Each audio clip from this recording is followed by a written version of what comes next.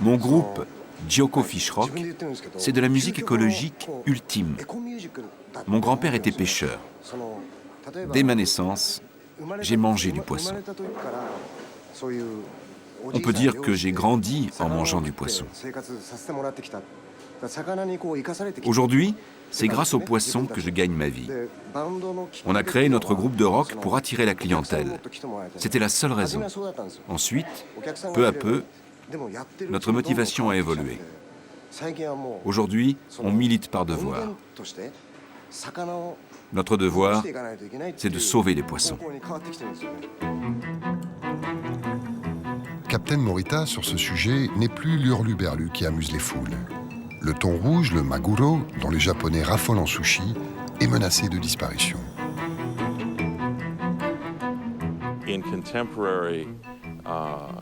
À travers le regard qu'on porte aujourd'hui sur le sushi et sur le poisson, de manière générale, le thon est le roi de la cuisine. C'est comme le filet de bœuf américain ou le filet mignon. Ce roi de la table risque bien de payer son excellence au prix fort. Son pire prédateur, le thonier de Méditerranée, le traque sans relâche. Avec leurs équipements high-tech, les pêcheurs repèrent les bancs de thon et les encerclent de leurs filets. Les thons passent alors d'une prison à l'autre.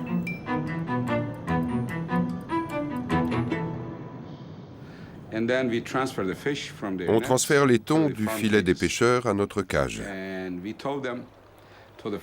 Ensuite, on remorque les cages jusqu'aux fermes, qui sont souvent assez éloignées, de 650 à plus de 1000 km.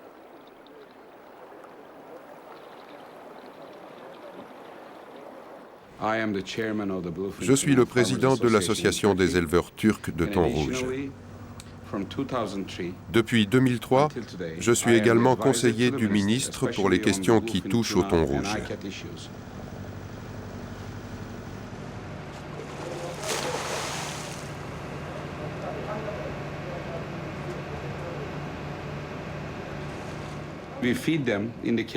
On nourrit les thons dans les cages, à partir de décembre jusqu'à février parfois. On les nourrit de sardines, de maquereaux, de harengs, ce qu'on trouve dans la nature.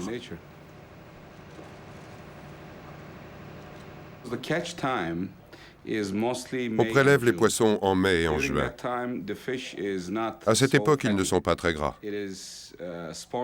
C'est la saison de reproduction. Le poisson est moins gras. Il a moins de goût. C'est idéal pour le sushi et le sashimi. 95% au moins des poissons partent pour le Japon.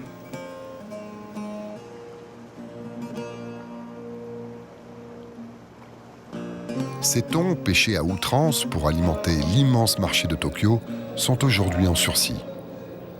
Les scientifiques sont unanimes. Sans une réaction radicale, l'espèce aura disparu d'ici 3 ou 4 ans.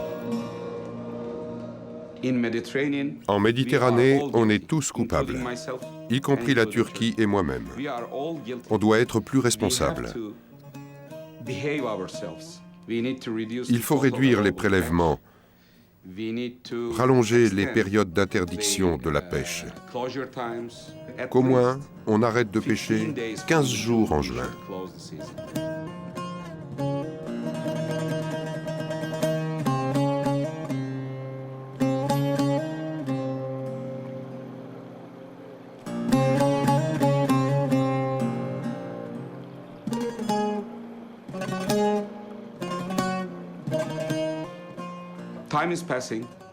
Le temps joue contre nous. La situation est critique. On doit agir tout de suite ou les stocks ne se reconstitueront jamais.